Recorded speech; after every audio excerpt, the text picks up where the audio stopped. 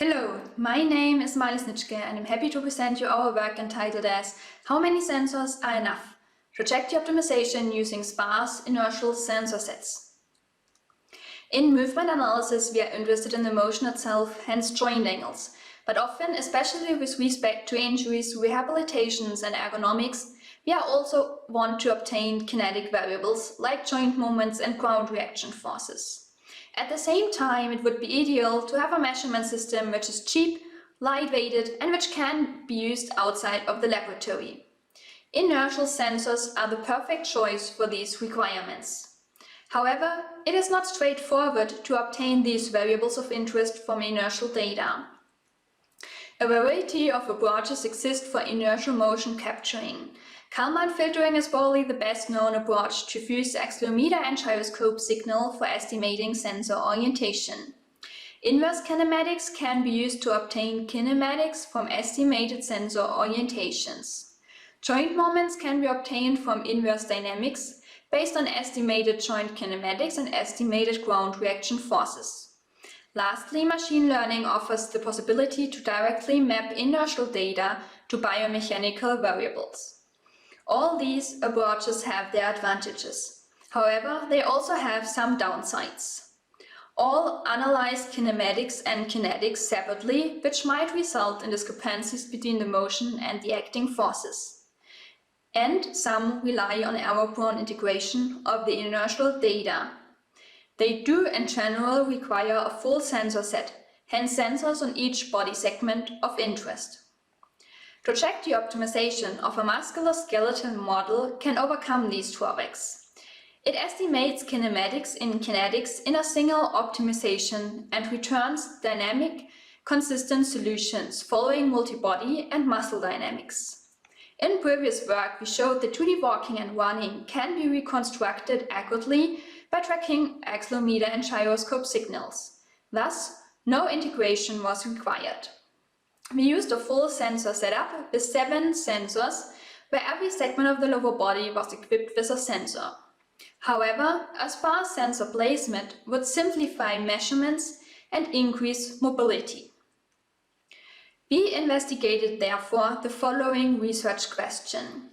Can gait kinematics and kinetics of the lower body be estimated from sparse sensor sets using trajectory optimization of a musculoskeletal model?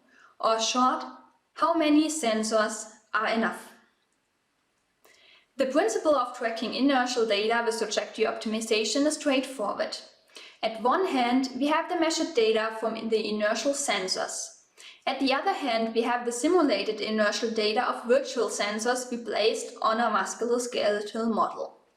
The model we used here is a planar lower body model with 7 segments, 9 degrees of freedom and 16 muscle tendon units. In the trajectory optimization, we are then searching for the states and contours of the musculoskeletal model by minimizing the difference between measured and simulated data. Data was recorded using 7 inertial sensors at the lower body. Optical motion capture and force plate data was captured at the same time as reference. Data was recorded for 3 walking and 3 running speeds from 10 male healthy participants. 10 trials were obtained for each speed and each participant and averaged. The ultimate goal would be to have only foot-1 inertial sensors, similar to what's often done when analyzing spatiotemporal parameters like stride lengths. This would be most convenient in application and was our setup number 1. However, that might not be sufficient to estimate the entire lower body kinematics and kinetics. In the second setup, a sensor at the trunk was added, since this position might give valuable insights about the motion of the center of the body. In setup 3 and 4, sensors either on the thighs or shanks were used additionally to the foot sensors. In setup 5 and 6, again a trunk sensor was added.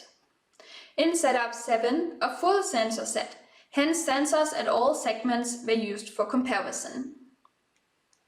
In the trajectory optimization, the state vector x and control vector u of the musculoskeletal model are obtained by minimizing an objective function j. The objective function was a weighted sum of a tracking term to track acceleration and gyroscope signal, an effort term, and a small regularization term.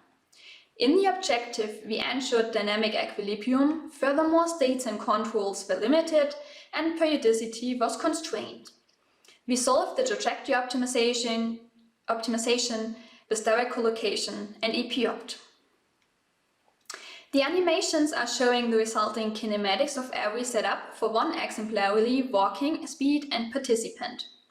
If no trunk sensor was used, a forward lane of the trunk can be observed. For the foot sensor set, there is a high knee flexion during stance and 2 large step lengths. But differences were smaller for other participants. For running, the results of the different setups look much more similar to each other, but we see the same trend which we saw for walking. When looking at joint angles in the first row with joint moments in the second row and ground reaction forces in the third row for running, we can clearly see that the foot sensor set, setup 1 shown in blue, stands out. Knee flexion is larger during stance, resulting in larger knee moments, and in conjunction with this, the peak vertical ground reaction force is overestimated. Let's have a look at the average Pearson correlation and the relative root mean squared error. The performance of the foot sensor set, setup 1, again shown in blue, is worse for most variables. However, the full sensor set, setup 7, shown in yellow, does not always bring the best results. Overall, it can be summarized that this analysis does not reveal a generally best sensor setup for walking.